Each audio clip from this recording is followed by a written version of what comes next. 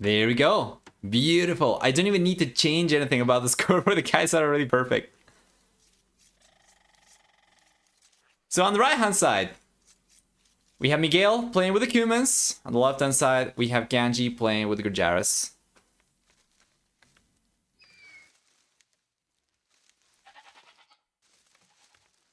So, for Miguel's civilization, the Cumans, they'll have the ability to go for a second TC in the Fuel Age. They'll have the ability to go for Siege Workshops in the Fuel Age.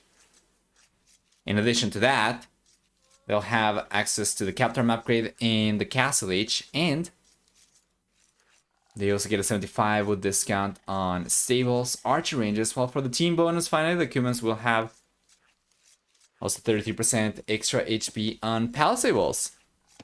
Ganji, playing with the Gujaras, will instead begin with 2 additional berry bushes underneath the TC and the ability to garrison herdables inside the mills. Besides that, we also see for the Gujaras... Yeah, well done. Besides that, we also see for the Gujaras 20, 30, and 40% higher bonus damage on mounted units in the Feudal Castle and Imperial Ages. Finally. Nice, there we go. Finally, the Gujaras will also have, for the team bonus, 25% faster training camel and elephant line units.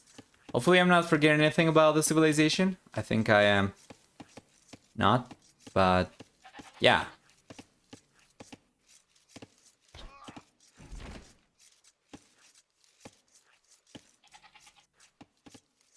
Let's take a look at the map generation. Starting on the right hand side, we'll see the Miguel. He's got the main gold down south. He's got the secondary gold on the left hand side. And then he's got the main stone towards the south, and the secondary stone is going to be on the right hand side. It's going to be on the back, so overall it shouldn't be too difficult if he wanted to wall himself. And if he wanted to be greedy about it, he can just connect the lakes to the edge of the map and then go for something like this, right? But that's going to be very, very expensive to close, especially if he has to go for something like this. Instead, he would probably end up going for something like this, perhaps, and maybe this. It'll be a little bit cheaper, not too much. And he would still be able to secure this gold. Not so much this one, though. Not so much this stone. So, yeah. On the left-hand side, Ganji, instead, is going to have the main goal forward. Secondary goal will be on the back. And then the main stone is going to be on the back. And secondary stone is going to be forward.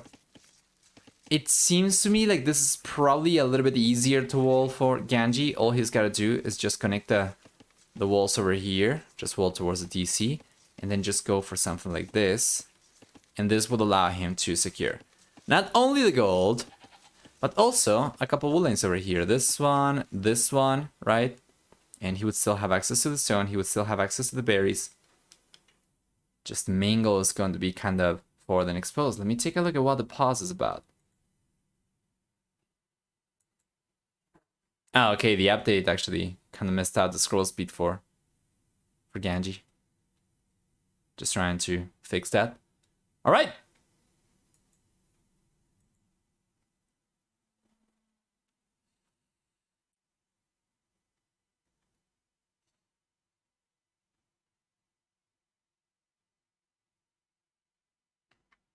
See, Viper would just do a Malay fish boom here. You know, you can go for the fish traps, but I believe there are only 2 short fish available. In all of these ponds, yeah. Yeah, these 2 over here, and then on the left-hand side, it's going to be over here. No, over here, right? Instead? Yes. Alright. Game continues. It's a little bit Monka-esque now that we have a new update. Every time that they pause and like, let anything break. Thankfully, long are the days where every new update of the game would break something. At the very least, long are the days where every new update would break something major. In any case, I think we might still expect the occasional bugs, but yeah. So nice to see the Age of Empires right now. This, you know, the most stable it's ever been, I think. If Miguel goes a second TC on Fuel H, which he most likely will go for, where should he place it? If he wanted to get the second TC up, Miguel is going to have a few options. He can go for the TC close to here, so that he can collect the gold and protect the wood line. He can go for the TC instead around here, so that he can also protect the wood line and collect from the berries. He can alternatively go for the TC close to the stone and provide some protection over here, have the TC forward, and this is going to provide in some, in some ways protection to the gold as well, just by the range. But I would probably expect it to be maybe around here or potentially even here, right? If he places the TC in this location, he would have protection of both the wood and the gold, because the TC would be in front of them. If you wanted to go for the TC over here, the gold would still be potentially exposed to any range units that Ganji might go for, or a tower or whatever. Could potentially still deny the gold. So maybe something like this seems good to me. To be fair though, there is no perfect location. Even with the TC over here, we could see a tower come up or archers come up from Ganji from the left hand side and still push the villagers away from the gold. So yeah, he goes for what I was expecting, but once again, there's no position really where he'll be able to 100% guarantee the gold unless he went for the TC over here, but that would not really protect the wood line, right?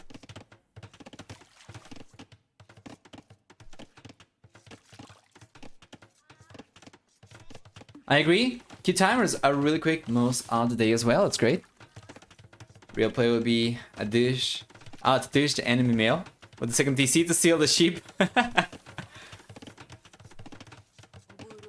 So he's getting the second TC up, and Ganji, on the other hand, he's got the stable out, right? So he's gonna go for scouts. Well. If isn't Ganji playing straight into Miguel's play over here? Miguel wants Ganji to spend the resources in the Fuel H over here to go for military. He wants Ganji to take a long time to get to the Castle H, and going for scouts is certainly going to fit the bill for sure. Yeah, Ganji keeps on going for more as well. He's got 2 more queued up. So this should be really good for Miguel. He's gonna have a much stronger economy before Ganji ever gets to the Castle H and is able to go for extra TCs and is able to try and play catch up. So this is looking really, really good for the Brazilian. Oh, one thing that we did not do though, we could probably try and do that now, is so the flags for the players.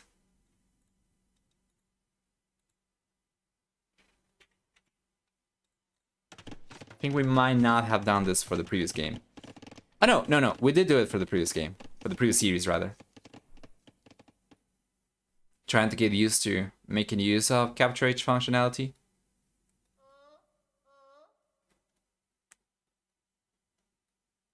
Seems good for humans, but there are Gujara riders denying loss of physics. The Shivansh riders. Are you talking about these guys? Well, Shivanshas won't be able until he gets to the Castle H, right? And Miguel's coming in with scouts himself. There is no way. He's actually getting away with all TC, villager production, and scout production. And indeed, there is no way Miguel is incurring into some idle TC time over here by virtue of going for the scouts, right? But yeah, anyway.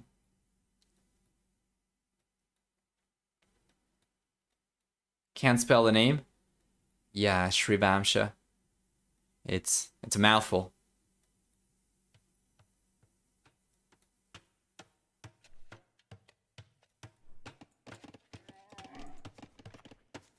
Yeah, so far Miguel, well, he is getting away though with a villager lead anyway, even if he's got a little bit too much idle TC time and should be on 2 higher villagers right now, but he's been going for scouts instead. Let's take a look at the engagement. There's no engagement to take place. Oh, now it's going to take place. But Ganji, does he really want to take the engagement within range of the TC? There's a spearman over here as well. And my lord, that is not good. 2 scouts have gone down already for Ganji. Miguel's got only 2 scouts left, but he's got spearman to take the remaining scouts from Ganji down. Now Ganji, he will try to make a play for the Castle H. This is nowhere near as fast as just straight fast Castle Lane, of course. Yeah. Miguel is still getting away with a few extra villagers. Should be higher though. His villager lead right now should be of 7, more than 4. Or rather than 4. And that's because of the scout play that he made.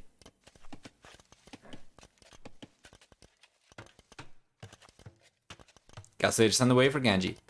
By the time Ganji gets to the Castle Age, we have a 6 villager lead right now for Miguel. By the time Ganji gets to the Castle Age, Miguel should, on paper, be able to get a 16 villager lead for himself. We'll see if he's able to keep the TCs working though. That is pretty important in that assumption. And that is of course assuming that he does not go for wheelbarrow or anything that's going to take TC working time away from training just villagers.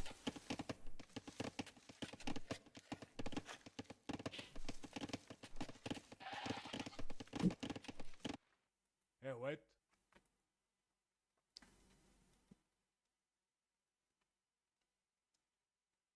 Miguel, by the time Ganji gets to the Castle Age, by the way, should be on a strong enough economy to click up to the Castle Age himself.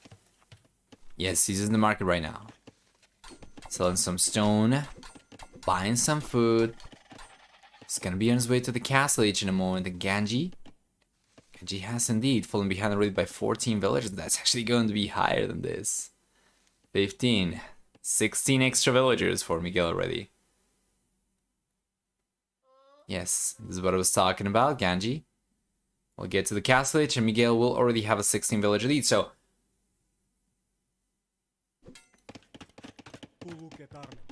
what is the plan next?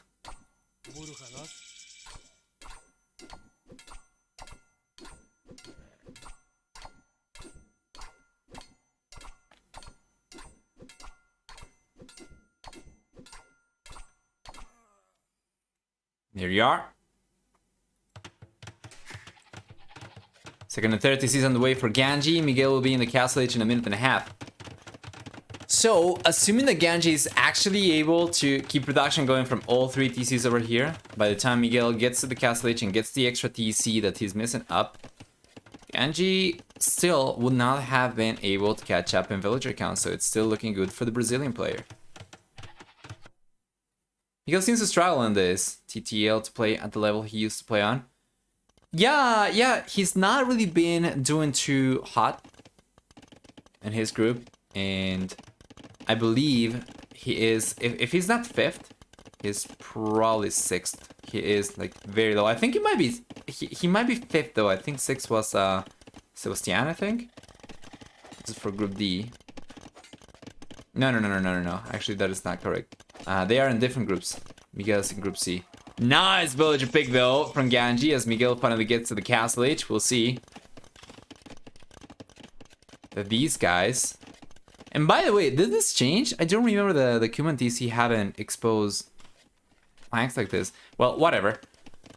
Yeah, the colors seem kind of off. But anyway, Miguel is right now 5th, and the 6th position is going to be Kingston actually. So it's Miguel and Kingston in 5th and 6th spots. Ganji's going to be 4th indeed, yes. So if Miguel wins the series over here, he will overtake Ganji, but Ganji still has 1 more series to go for. So Miguel is still in a pretty precarious position, right? Even if he wins the series over here and overtakes Ganji to go out to the 4th spot, he's going to be at the mercy of Ganji's final result for the 5th series. You notice the smallest things? I don't know, that seemed to be different, but I'm not really sure. This might just be placebo. I also noticed the TC over here seems to be kind of like more worn out. I don't remember this was like this before.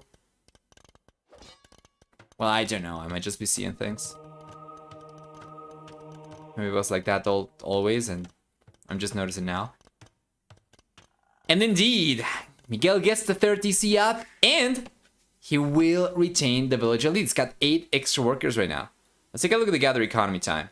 Much higher for Miguel, not even close. Over an hour of extra gather economy time for Miguel. Yes, sir. And is a 3-0 win. to be a little sure. Yeah, and key over there is a little, right? Because if Ganji were to win the final series that he's got to play, he would still end up knocking Miguel back down to fifth spot. So yeah, Miguel is unfortunately kind of at the mercy of the result of some of the remaining sets from the group still. Q1 2 TC Boom isn't real. Q1 2 TC Boom can't hurt you. Meanwhile, Q1 2 TC Boom. Hey Cliffy. Hi, welcome.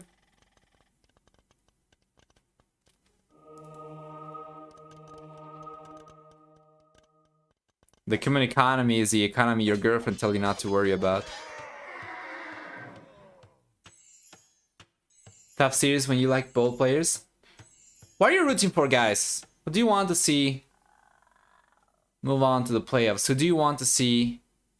I don't think there is a chance for Miguel to actually move on to the playoffs. So if anything, he'll only be able to survive over here. Ganji does still have a chance to move on to the playoffs. But yeah, who would you like to see remain in the Platinum League over here? Who do you think deserves to stay the most from the players that we have in this group? And do you think the current standings are accurate? First spot is Hera by a lot. Second spot is Jordan. Third spot is Capuch. Fourth spot is Ganji. Fifth spot is Miguel. And sixth spot is Kingstone. I'm Swedish, so I hope for Ganji. My ex was Swedish, so I root for Miguel. Ganji sometimes can surprise a big player. Yes! We saw that. Of course, the highest profile upsets that we saw from Ganji came from the qualifiers to Red Bull, Wall of the Legacy, where he wasn't quite able to qualify, but he did get very, very far. And took much stronger players down, or players that most people would perceive as much stronger players down during the qualifiers in a very surprising manner. And ever since, he's actually been getting some pretty good results. The fact that he is in the Platinum League, United Titans League, right, is of course a testament already to that. There's going to be only 24 players in the top league for the United Titans League. Good amount of camels coming out from both these guys. Ganji's got a bunch of monks, and the unit control is good. He's getting the conversions, yes sir. And that's going to go in favor of Ganji, at the very least by the looks of it. Now Miguel's going to try to get the conversions back so he can get some of the camels back into his ranks, and that's going to result in the end of a balance of 15 versus 13 camels favoring Miguel. And Ganji was looking probably stronger over there, but you know what? If he can make use of these monks to reset the HP of his units while he fights, is that going to be enough for him to take a better engagement? Well, we are not going to find out, as Miguel is going to disengage due to the TC from Ganji being here. Miguel's going for, yeah, for a Siege Workshop over here. Nice mango shot from Ganji in the game. Right now is looking incredibly contested. Neck and neck population. We have almost the same military count, almost the same work count for both these guys.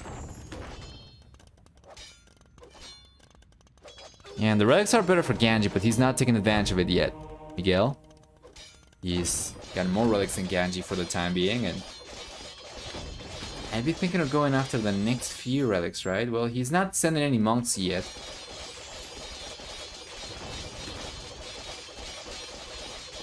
Just gonna try and knock Ganji out of the center, and Ganji, he's got a fantastic economy.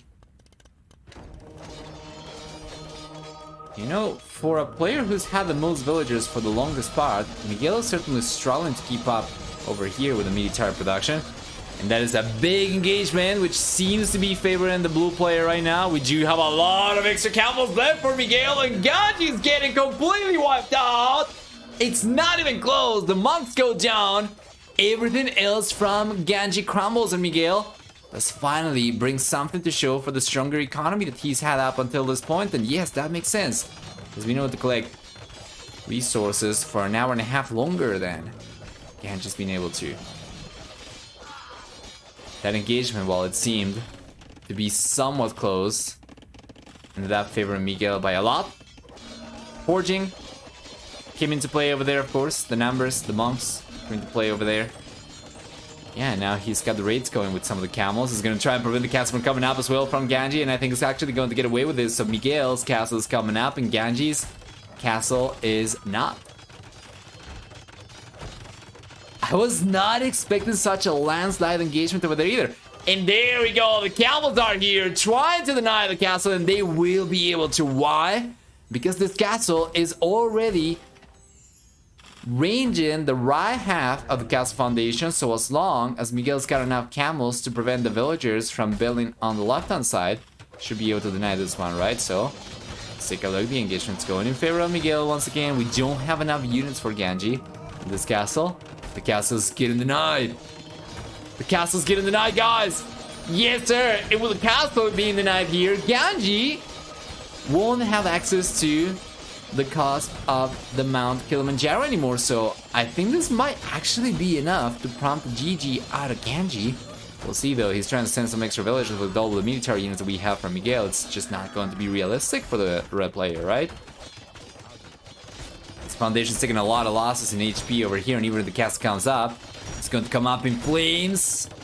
As the Rams start taking this one down, we have Catron right now from Miguel. He's playing his cards incredibly well, taking advantage of the Cuman bonus. Access to Catram in the Castle Age allows him to take the castle down actually faster than it went up. Yeah, and the KD is fantastic for Miguel, of course. Now he's taking the TC down next, and Ganji's gonna be left on 3 TCs himself. He's got a very exposed economy, lumberjacks in front of his base that he won't really have the defenses for. So long as Miguel keeps on going for camels, he should be able to stay ahead, of course. He's going for some, not too many though. Not too many, but still more compared to what Ganji's got right now.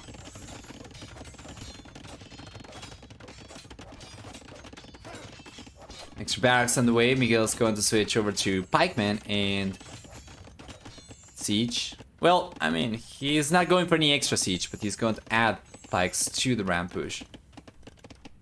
Where are the units though? He's got only 3. They're completely out of position, so of course the rams are going down. That is not good unit control for Miguel.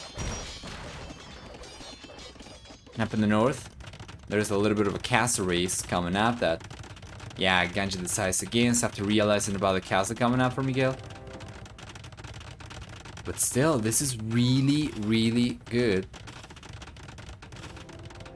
for Ganji, right? Getting the castle up over here is going to have a higher elevation compared to Miguel's. Which, once the players get to the Imperial Age, could potentially make a big difference. This time around, this castle is not getting denied. Beautiful quick walls for Ganji.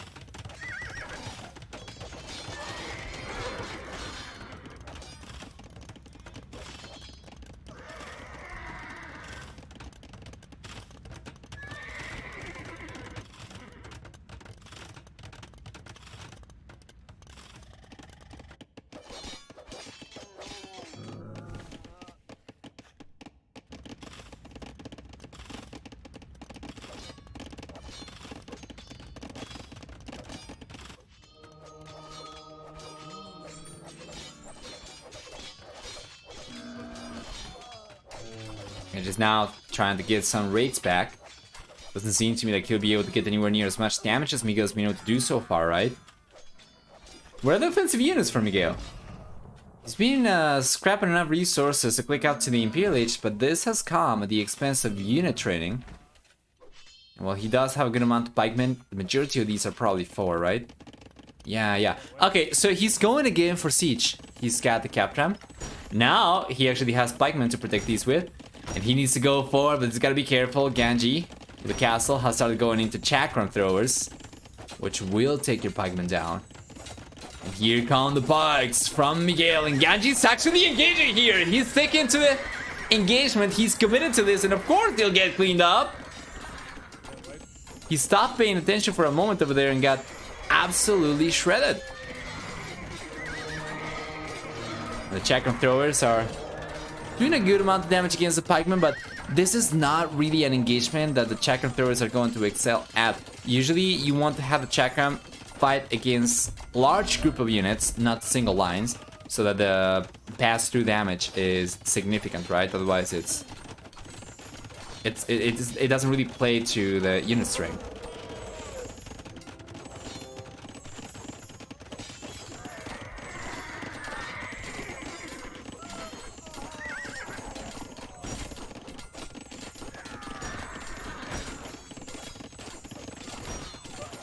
Yeah, well done with the castle up and the Imperial Age 50 seconds away, Miguel.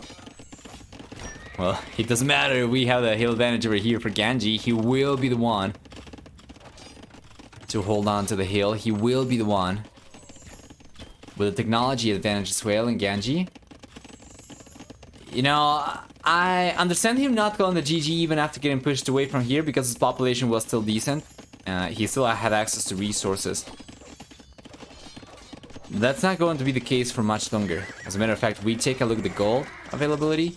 Right now, Ganji does not have any gold that's going to be particularly close to his base, right? The gold that we have over here is being collected by Miguel. The gold that we have over here was being collected by Ganji, but he got pushed away because of Miguel's castle. He's got just this gold left. This one is about 2100. After that, he's not going to have access to any extra resources.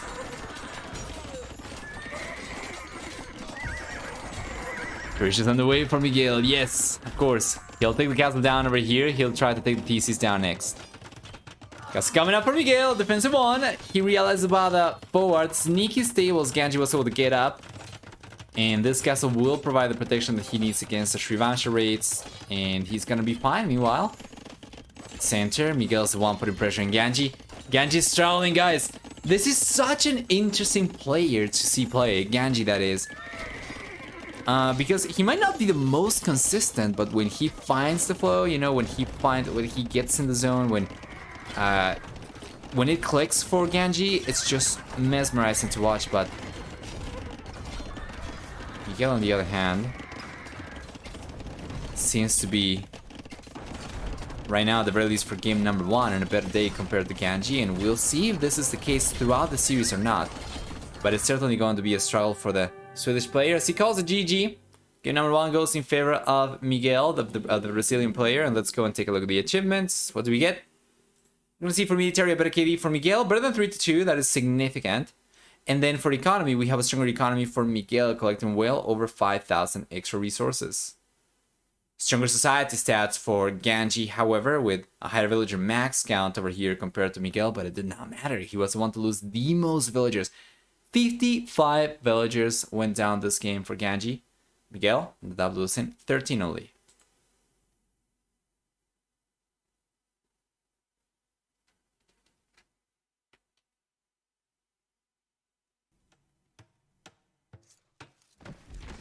And for game number 2, indeed, it is going to be Poles and Bohemians for Ganji and for Miguel.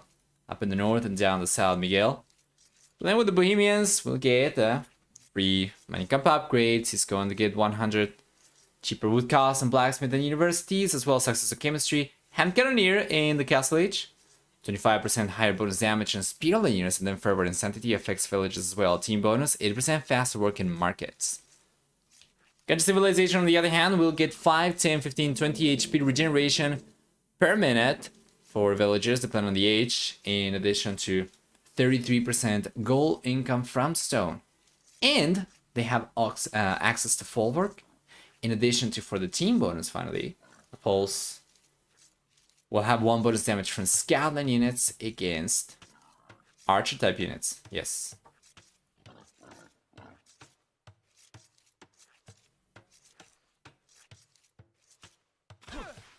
There we are.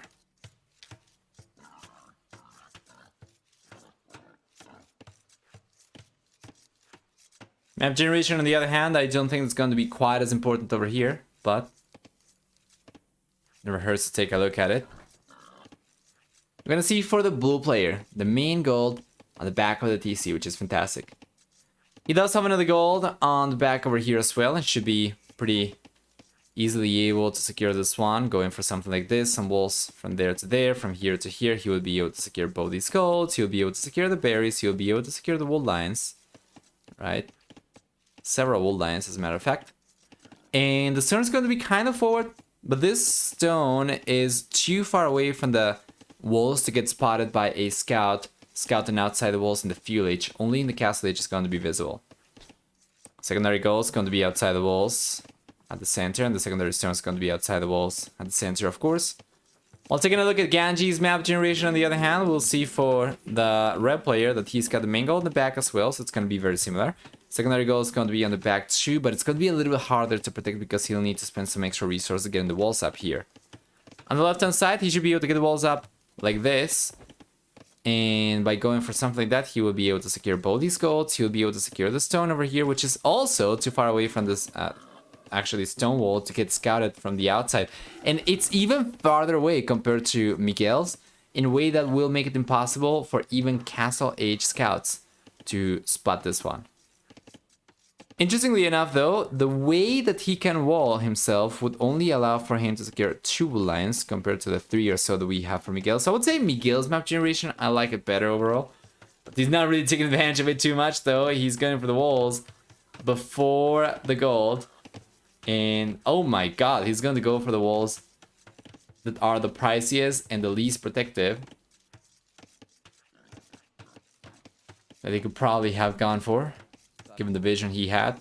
Well, yeah, otherwise he like could have tried to go for something like this, which would not have been any good, right? But anyway.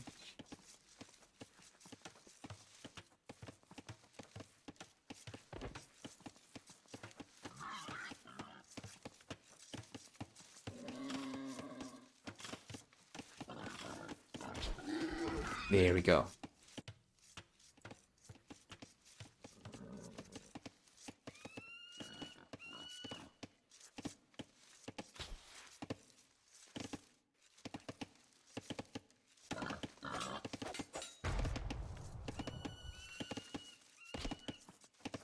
All right. Miguel's getting some scouting information. He's got the hill right now. I think he's coming out on top over here no matter what. That is actually not the case. Wow. I thought Miguel had the, for sure, the better trade over there, but now it's going to be Ganji. And the one to get the better trade. Let's see. Miguel was trying to go over to the hill, and Ganji anticipated the blue player to try and do that, so now Miguel's trying to find a different hill. He cannot fight over that one anymore. He's just trying to walk away.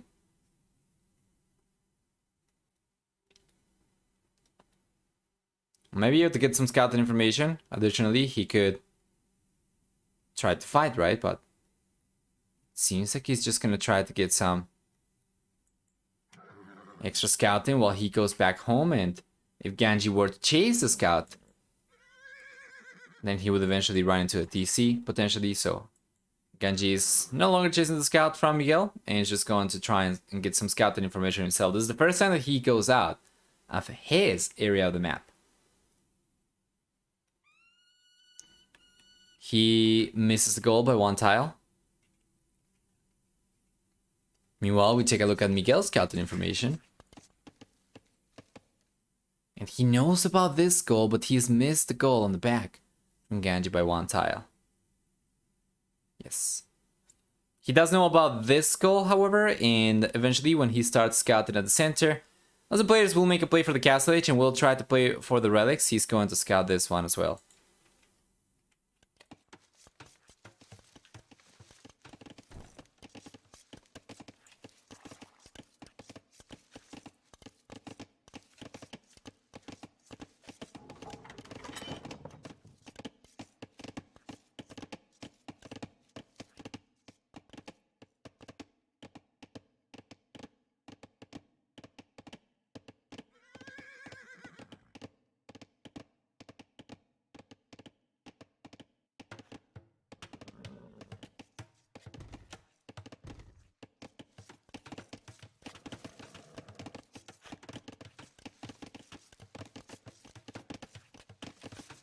Alright, few H's here ready for Miguel. Ganji, about 25 seconds later, of course. Does go up with one extra villager, a stronger economy. Miguel's going to fast castle. Ganji is gonna fast castle himself as well. Is he actually gonna be able to do that though? Right now his economy is not looking strong enough. Ganji's, that is. Let's get in a market up. Yeah, you know what? He's actually gonna take a little bit longer. It's gotta stable as well. I mean, it's gonna have to sell some of the stone, right? This is just what kind of delayed him a little bit, just collecting the stone. Yeah, but it's fine. He's just going to use the market, and he's going to be on his way to the castle age as well. Miguel just got him beat, though, for the time being. It's going to be a 50-second lead for Miguel to the castle age, which could be significant enough for him to maybe... Well, maybe guarantee one relic in. Maybe not guarantee, because Ganji, he does have the stable, right? Yeah.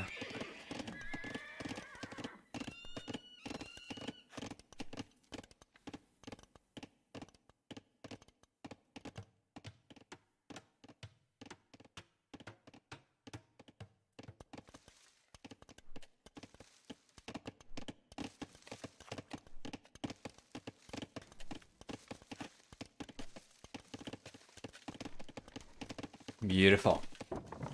It is indeed a 44-second lead or so to the castle age for Miguel. Got a little bit of extra idle TC time compared to Ganji, but he's going to be there significantly sooner, so he's going to have the possibility to potentially get ahead by a little bit. Technically, both players... Oh! What was that about? Miguel just in the town bell over there. But yeah, technically, both players going out to the castle age with a difference of 25 seconds should allow the player who's going up earlier to get ahead by 2 villagers, right? Assuming that you do go for 2 additional TCs, you're just going to get the TCs up 25 seconds earlier if you're going for the same amount of villagers for each TC. If you're producing each TC with the same amount of villagers your opponent is. And for each 25 second of a head start to the castle age, that should allow them to get ahead by the extra villagers, right? And Ganji's getting to the castle age. He's going for the extra TC himself as well. He's sending 4 villagers. Miguel's got just 3 over here, but he will still be able to get the TC up a little bit earlier. It's not going to be a massive lead though, not even close. Ganji, on the other hand, he does have already a monastery on the way. And Miguel's got the monastery already up. He's got the 3rd TC coming up, so Miguel's gonna start pulling ahead in village count. At least that should be the case. And Ganji, well, Ganji was able to take Miguel's scout down. He's got 4 scouts himself, and Miguel's going for fervor right now. Remember, that's going to affect his economy as well, as he also affects the villagers from the faster movement speed. Upgrade for the monks.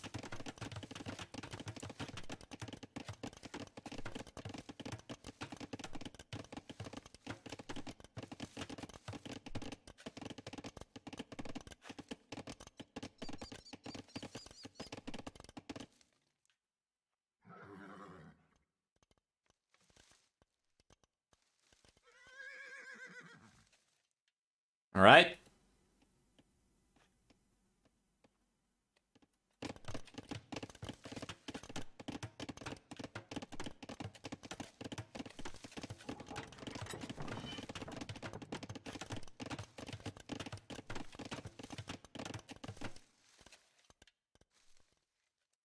Scouts from Ganji are still dominating the center, giving him full control and full vision of the relics as well. Notice how he's keeping 1 scout around each relic.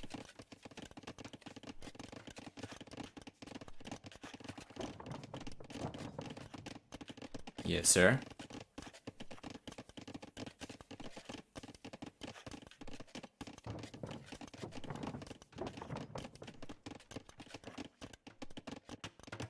And the 3rd thief finally coming after Ganji.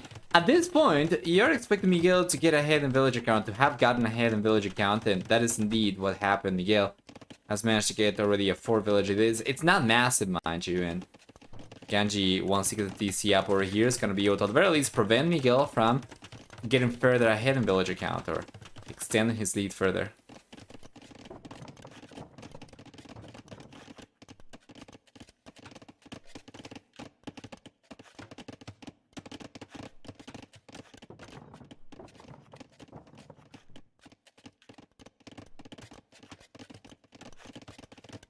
We'll bar on the way for Miguel. That's gonna allow Ganji to catch up a little bit.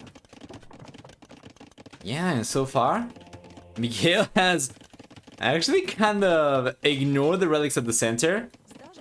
He's just collected one of the relics from the outside. He's collected one of the relics from the left-hand side.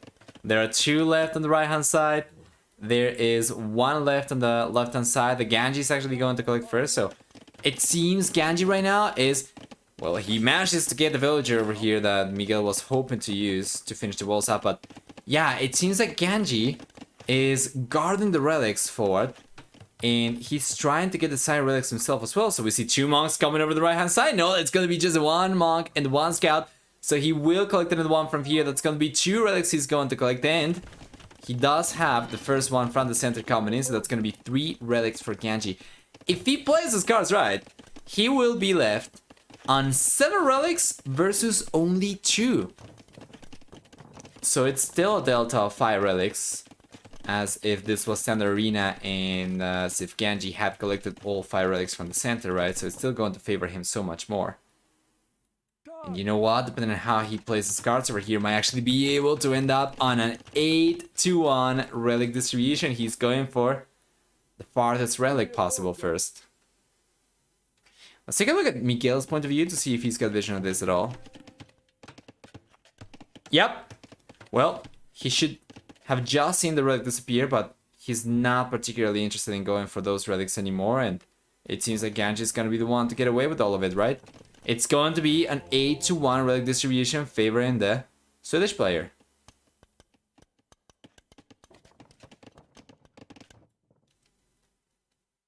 Tak.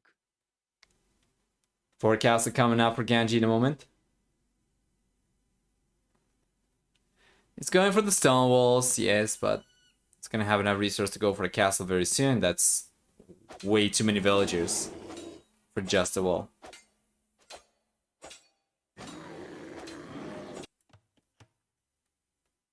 Yeah, wall's coming up on the right-hand side. Yeah, you see, this is more like it. He's in just 2 villages on the right-hand side. On the left-hand side, that's too many villagers just to get the walls up. Oh no, he is going for the castle back home. Never mind then. Never mind.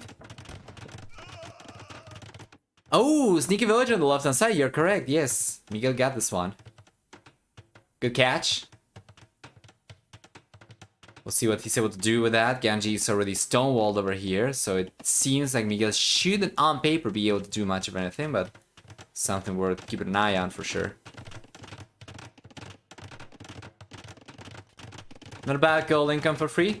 8 relics? Yeah. That's as good as 10 fully upgraded gold miners. That's as good right now for Ganji as 92 villager count compared to 78, so it's...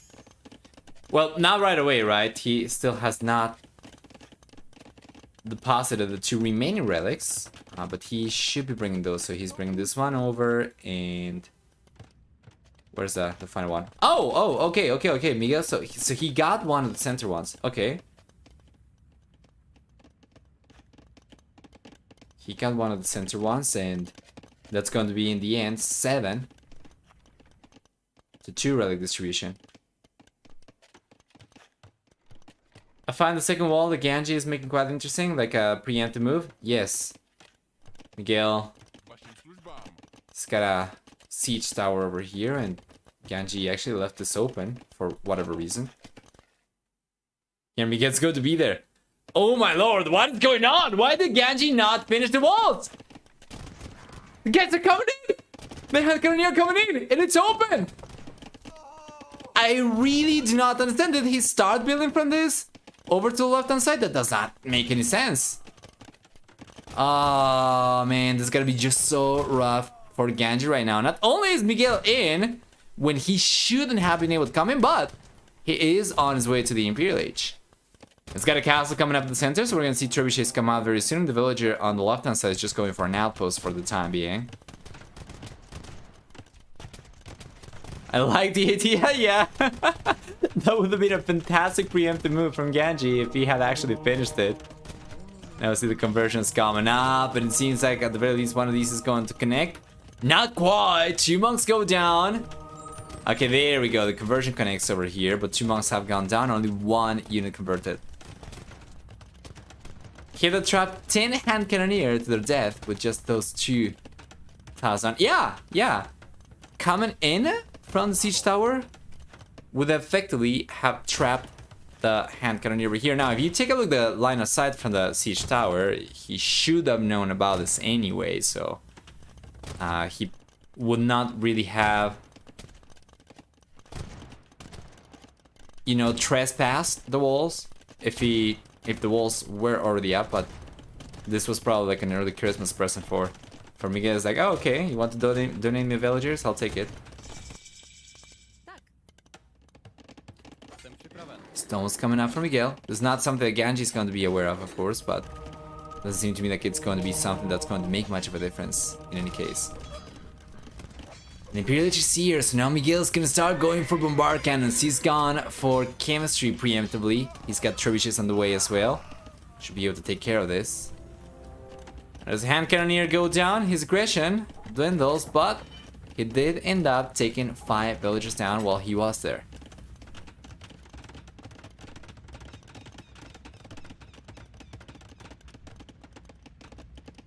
When there's a hole in the wall, you feel bad for the player when they have left the hole in the wall, though. Right. Yeah, I'm really sure what that was about for Ganji. But it's probably going to be the least of his worries right now, right? With this castle going down and all the fortifications still up from Miguel, protecting the front of his base, Ganji cannot go for any sneaky raids or anything like that. I mean, he's gonna try. He's got some villagers on the right-hand side trying to get the walls up. Oh, and Miguel was trying to stonewall the right-hand side, and he got spotted by Ganji. The villager went down. And then on the left-hand side, whatever happened to the villager from Miguel? Oh, it's right here.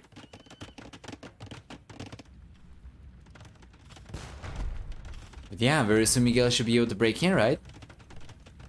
He's saving some resources. We're most likely not expecting to see Hunita coming up. He's got Halberdier already, so he's just missing Hunita, and he's gonna have kind of his deadbolt already at hand. Forward castle for Miguel, and this is looking good for the blue player. Ganji is struggling big time over here, and this was Ganji's home map, by the way. Miguel took game number 1, right? So this was Ganji's home map.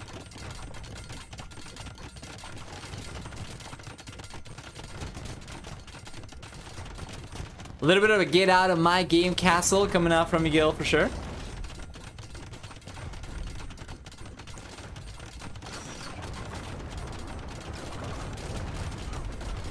But this is he going down, and this is he going down to the castle very soon. Ganji's gonna be left only on 2, and the castle's crumbling very soon as well, so he's gonna have only 2 DCs left to defend his economy with. He's gone for Slacta privileges already. He's got Chain Bar, the number about to finish researching. Iron Castings coming out. So Ganji, once he gets to the Imperial Age, he's gonna want to go for Cavalier, he's gonna want to go for Blast Furnace. For Miguel, of course, has preemptively been going for a crap ton of Halberdier. So what will the Knights be able to do from Ganji? Nothing! They'll do absolutely squat.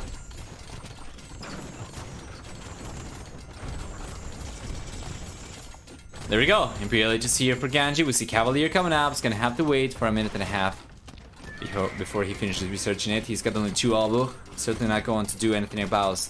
It's not going to do anything about Miguel's push at all. We have the hand cannoneer still left for Miguel. Diddle squad, yeah. It's a very specific type of squad, right? And here come the Knights. The cat's already out of the bag, and Miguel's bringing the Halberdier over.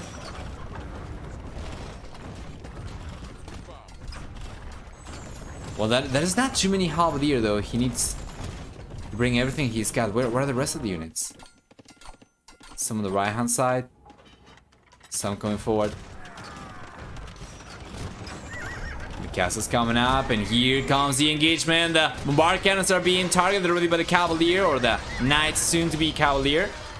As the upgrade hits right now, it's coming after a lot of the units have already gone down. How many cavaliers do we have left for the red player? Oh man, he's gone down from what? Like what was that? Like 30 knights down to 7. Before the upgrade came in, I think he had already lost about 50% of his army to the halberdier, and that was not a well-timed. It was a close-timed engagement, but it was not a well-timed engagement. And in the end, Ganji just gets completely cleaned up over here, of course. So Miguel takes game number 2, and he gets the series already. Now game number 3 is going to be the last chance for Ganji to get a point out of this series. Remember, this is Miguel's last set. If he ends up getting a clean sweep over here, that's going to give him the best chances at surviving in the Platinum League. I think he would go out to 4th place and he would knock Capuch down, I think. No. Actually, I believe it's Ganji, the one who is 4th, right? So if Miguel takes all 3 games, I think he knocks Ganji down and he knocks Capuch down, if I'm not mistaken. Let's actually take a look at the standings after taking a look at the achievements. And if you're watching this on YouTube, the standings are going to be visible at the end of the video. But anyway, better than 4 to 3 kid ratio for Miguel. We have for economy, a stronger economy for Miguel as well, collecting about 3,600 extra resources. And for society, a higher villager max count for Ganji did not matter. He took the most losses, losing 30 villagers throughout the game. Well done. Then expect knights to be cleared. If he had timed that a little bit better, and if he had, you know, engaged with a cavalier upgrade already there, I think he probably would have come out on top. Still would have lost a bunch of the units, but he would still have some sort of momentum. But engaging while he had knights only was not good, unfortunately. There was probably not an option. I mean, I guess. What was the difference of like 10 seconds or so, right? Since the moment he engaged to the moment that the cavalier upgrade came in. But yeah, it's just water under the bridge at this point.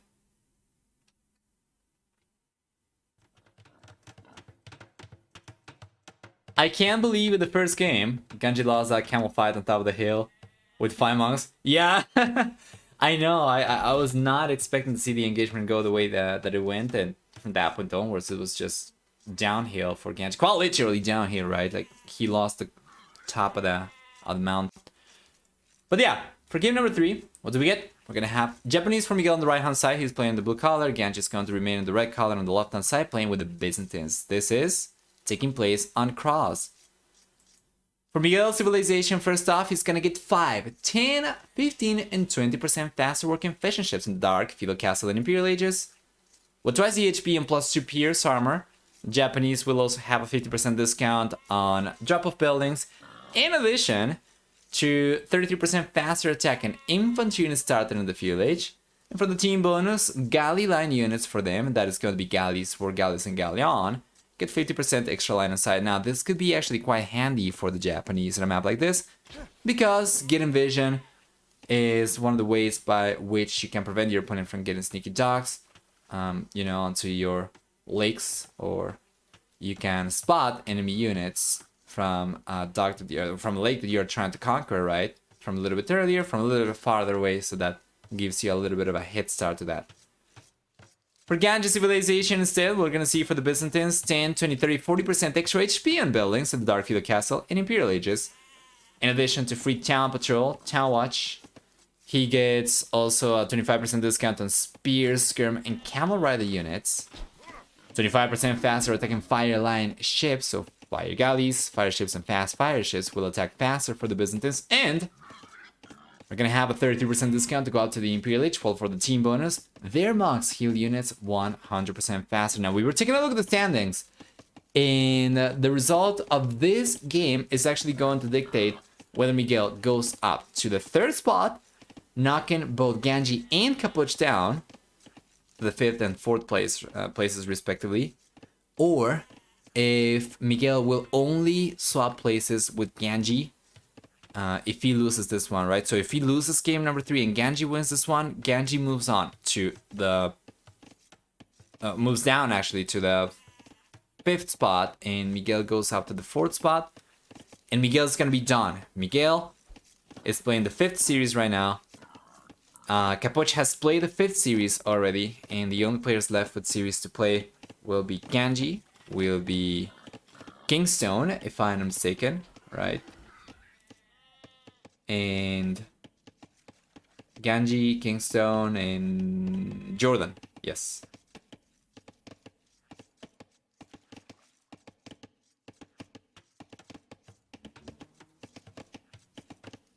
Ujara camels, nonetheless. Yeah. Alright, let's take a look at the map generation, starting with Miguel. What do we get for the bull player?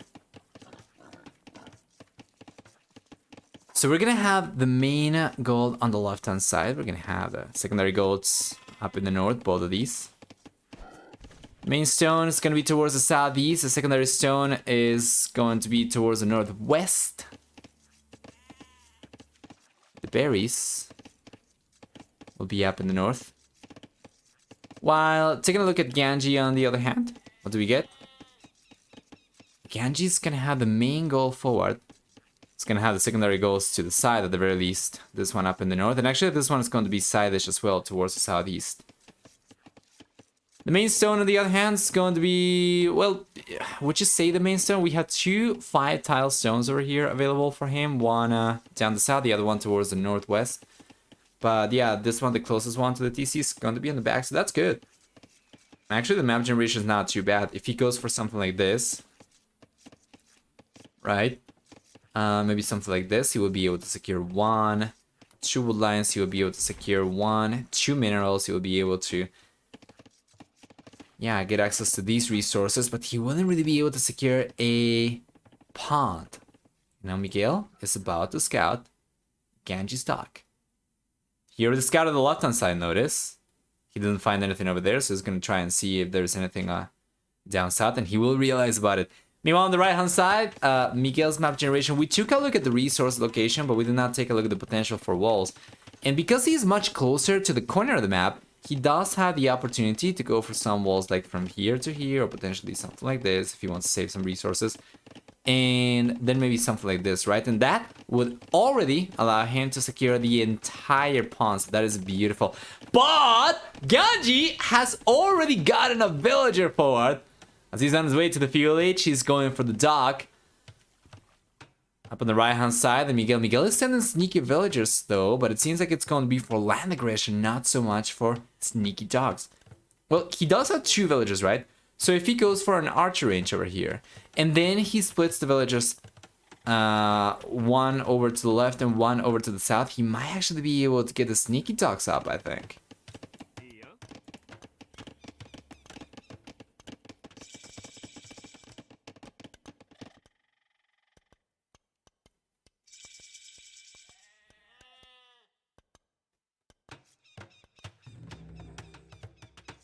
There we are.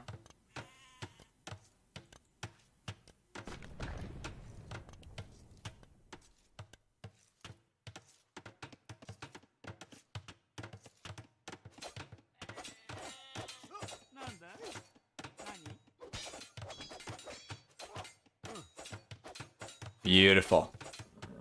Good defense for Miguel. And the archer range is coming up. We have some militias coming in from Miguel and Ganji. Well, Ganji is going for the first fire galley, and Miguel realized about this now, so he's going for his own fire galley as well. He's gonna have this one come out just in time to prevent losing his fishing ship. And if he plays his cards right over here, he doesn't seem to need to, right? He will be able to bring one of the fishing ships over and try to use it to block the damage, to block the fire from Ganji's unit. There's a lot to pay attention to though. Miguel cannot really micro everything at the same time, so he just pulled the fire galley back on the right hand side. And seems like Ganji's actually coming out on top. It's gonna be very even. That is so close, but in the end, Ganji comes out on top.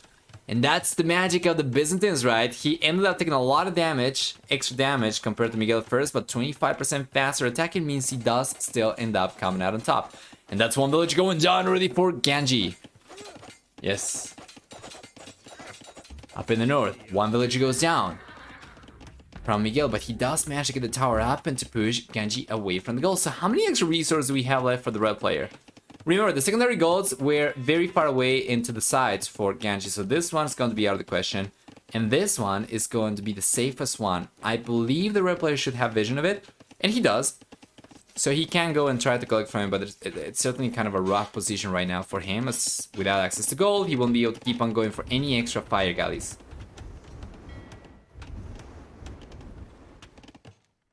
If he committed, he would have gotten it. Miguel, yes, absolutely. He would actually have taken the fire galley down himself.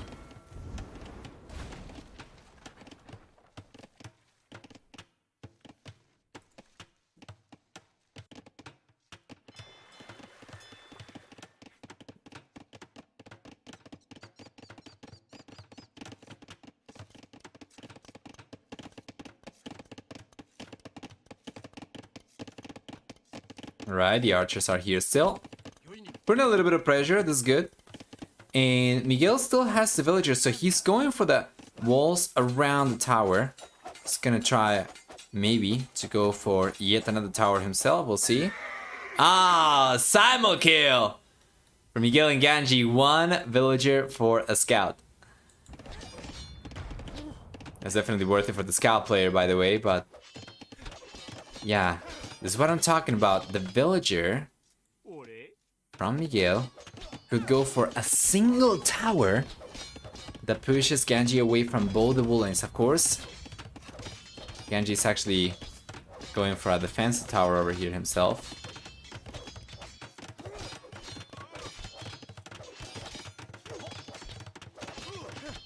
So it's a preemptive one that will prevent, of course.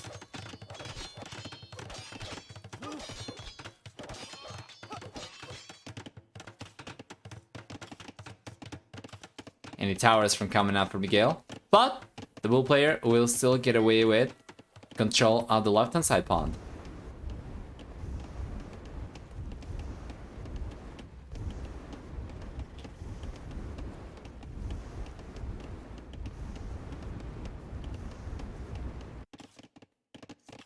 What happened here? Just a bunch of bots trying to sell me viewers, followers, and whatever. Yeah.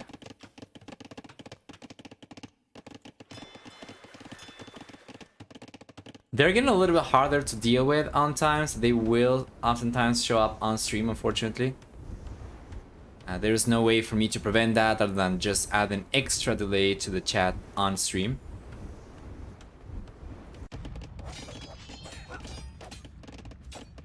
But yeah, when they come in hordes, 5 bots, the time's hard to ban them on time. Alright, that's good. Miguel ends up the 9, the dock over here from Ganji. Yeah, and up in the north, it seems like he's coming out on top as well. He's got 2 docks, Ganji's got just the 1. So Miguel's coming out on top, guys. He's gonna have 1, 2 ponds under his control. Ganji was able to get control of the right-hand side pond, however. And he still keeps control of the south one. So it's going to be 2 for 2 after Ganji takes care of this.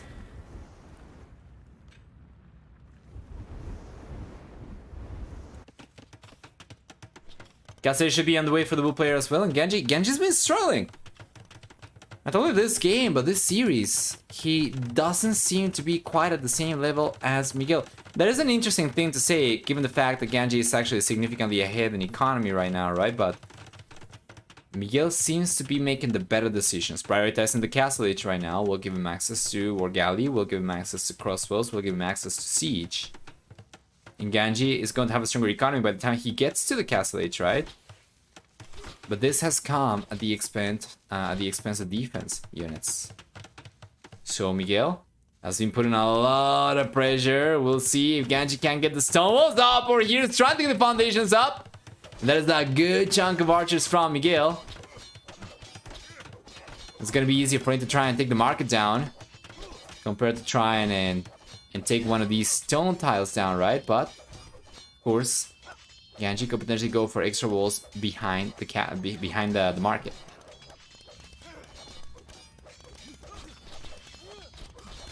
Miguel is playing better in the series.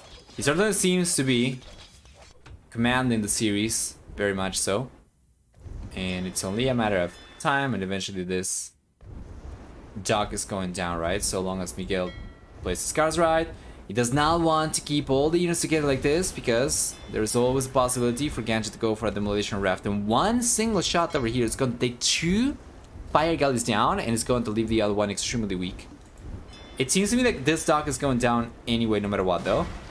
Oh, that was not as good a shot as it could have been, but yeah, anyway, the dock's going down in the end. Miguel's gonna be left controlling the pond up in the north. He's gonna keep control of the left-hand side one as well. He's got the second dock coming up, and he's got into the castle age, so we are expected to see War Galley coming up for the Brazilian player, and he does go for it, yes. And just going up.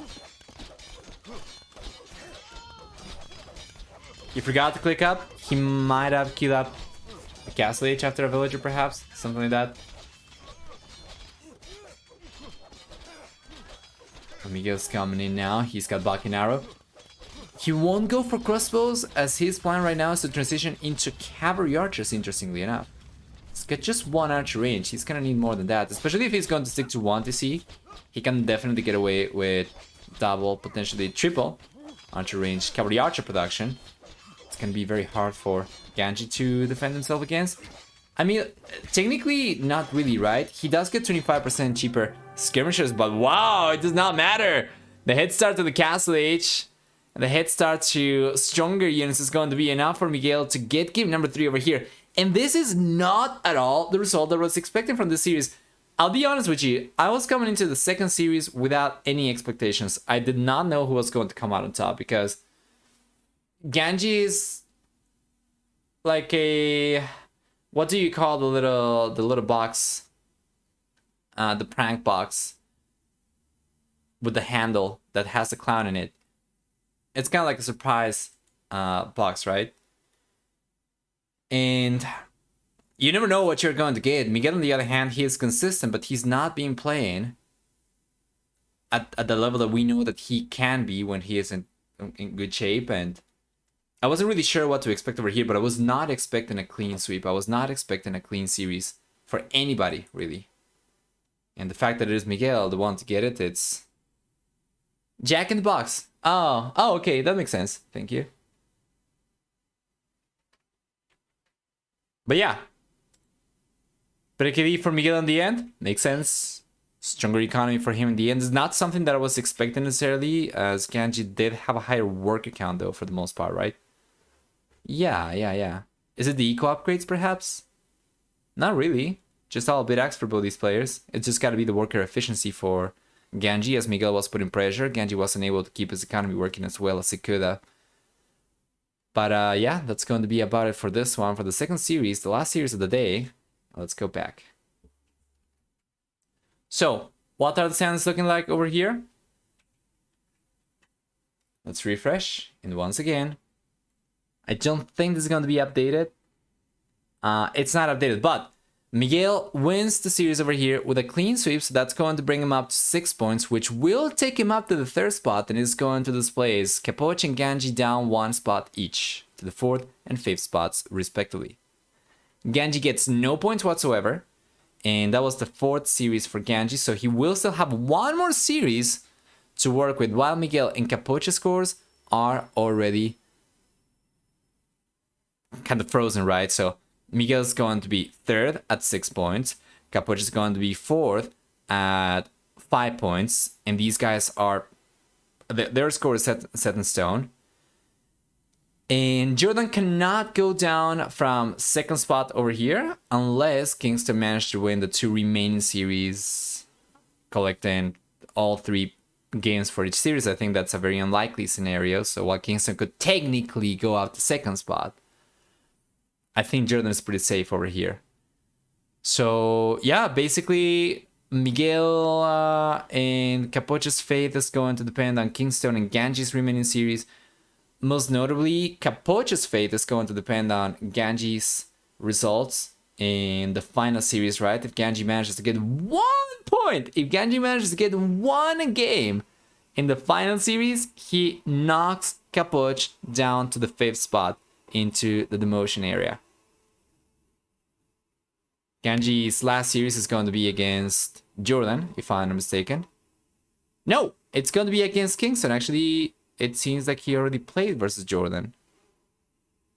Yes, that was actually the first round, and Jordan came out on top. Okay, so Ganji has to play versus Kingston. What are the chances that Ganji won't be able to get a single game? I would say they are pretty low. I would say that Ganji should be able to get at the very least 1 game, right? Even if Kingston somehow manages to win. That's pretty precarious news for Capuch, because now that means that Capuch is almost guaranteed. So long as Ganji manages to get 1 more game, it's almost guaranteed to get demoted. Wow, alright. Kingston, on the other hand, of course, very precarious position as well. Whatever results he manages to get will justify whether Capuch ends in 5th or 6th place and whether he survives in the Golden League or not, but it's unlikely that he's going to move on to the playoffs. I would say, at the very least, the chances seem very low.